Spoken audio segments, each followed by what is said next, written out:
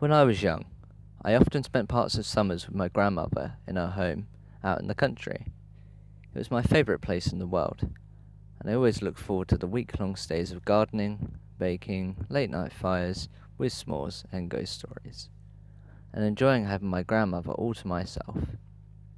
There was a pond not far from our house where I would sometimes go to swim. It was home to quite a few frogs, and at night they made the most unbearable noises. I complained to my grandmother only once, saying I couldn't enjoy the night breeze with all that racket. She took me on her lap and told me a story about an old man and woman who lived near a lake. The old man couldn't stand the singing and the swinging of the frogs, but his wife told him that they kept the Wendigo away, and to harm them would be unwise.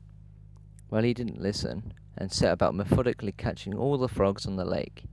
It was a process that took some time, but he did not stop until he had rid the lake of all of those pesky amphibians.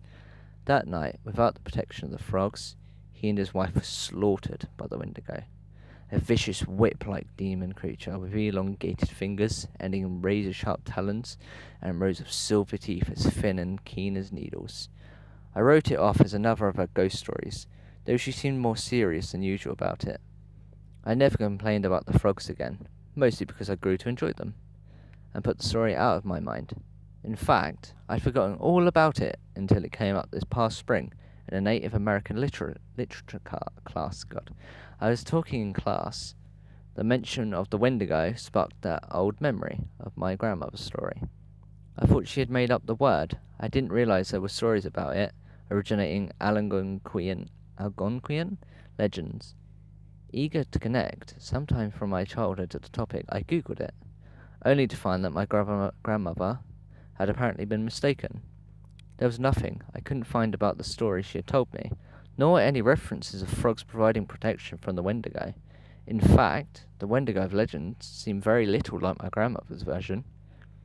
They were said to be insatiable, craving human flesh, and sometimes create the forms of people who had resorted to cannibalism to survive. Descriptions varied, but they sounded almost nothing like my grandmother's bogeyman versions. I actually chuckled as I read it, almost a bit embarrassed by how badly my grandmother had messed up the original tale. I changed residences this summer, moving to a newly built 1,000 square foot on each side duplex on the edge of town.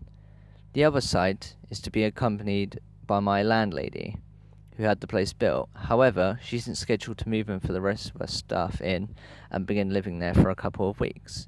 She's waiting for her lease to end. Even though my new place is only a few minutes from the edge of town, it feels much more isolated. I enjoyed the seclusion of my new home and its proximity to a more natural setting. I'm surrounded by woods, and from my patio I can even see a pond, beyond the careful landscaped lawn, which is meticulously carved out from the surrounding woodlands.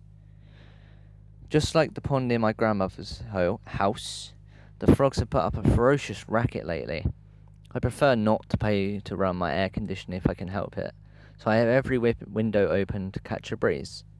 That means that I can hear them as clearly as if I was standing on the water's edge. It took a few days to get used to the noise, but I'm fine now, just like I was those summers when I was young. In fact, the noise had been comforting me during the stress of the move. Tonight is different.